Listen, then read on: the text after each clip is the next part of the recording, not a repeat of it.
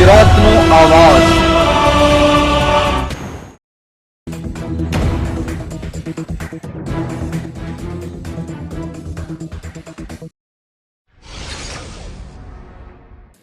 Police ચોકીમાં શખ્સને માર માર્યો। અકસ્માતની ફરિયાદને લઈને ગામડી પોલીસ ચોકીમાં ગયેલા શખ્સને પોલીસ કર્મીઓએ લાફાવારી કરી હોવાના આક્ષેપ। આણંદના ગામડી પોલીસ ચોકીમાં ફરજ બજાવતા પોલીસ કર્મીઓએ અકસ્માતની ફરિયાદ નોંધવા આવેલા શખ્સને માર માર્યો હોવાનો વિડીયો સોશિયલ મીડિયામાં વાયરલ થયો છે। 3 થી 4 પોલીસ કર્મીઓ ભેગા મળીને અપશબ્દો બોલી માર માર્યાનો આક્ષેપ આ શખ્સ દ્વારા કરાઈ રહ્યો છે। પોલીસ કર્મીઓ ઉપરાઉપરી લાફા મારતા શખ્સના કાનમાંથી લોહી નીકળ્યું। આ ઇજાગ્રસ્ત શખ્સ હાલ વડોદરાની હોસ્પિટલમાં સારવાર હેઠળ છે। શું ઘટના બની?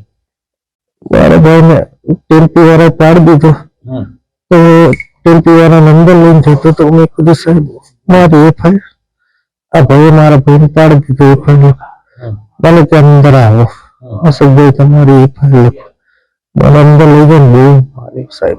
કોણ ગા માર્યું?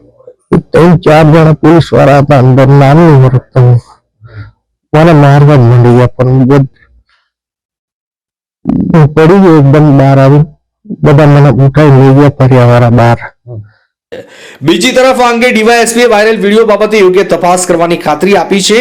આણંદના ગામડીમાં આવેલા ત્રિકમનગર વિસ્તારમાં રહેતા 40 વર્ષીય અશોકભાઈ ચૌહાણના ભાઈને ગત રોજ અકસ્માત નડ્યો હતો, જેથી અકસ્માત સર્જનાર ટેમ્પો ચાલક વિરુદ્ધ ફરિયાદ નોંધવા માટે અશોકભાઈ ગામડી પોલીસ ચોકી ગયા હતા।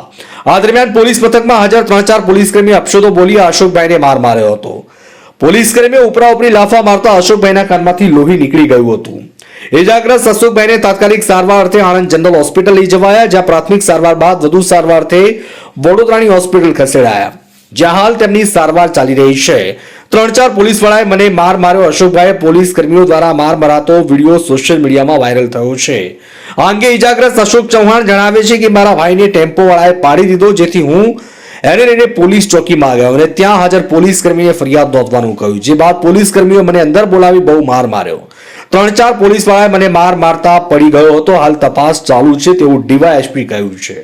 આ અંગે નાયબ પોલીસ અધિક્ષક જયંત પંચાલે પૂછતા તેઓ જણાવ્યું કે આક્ષેપ તેમજ વાયરલ વિડીયો બાબતે હાલ તપાસ કરવામાં આવી રહી છે, જેમાં સત્યતા જણાશે તો આગળની કાર્યવાહી કરવામાં આવશે।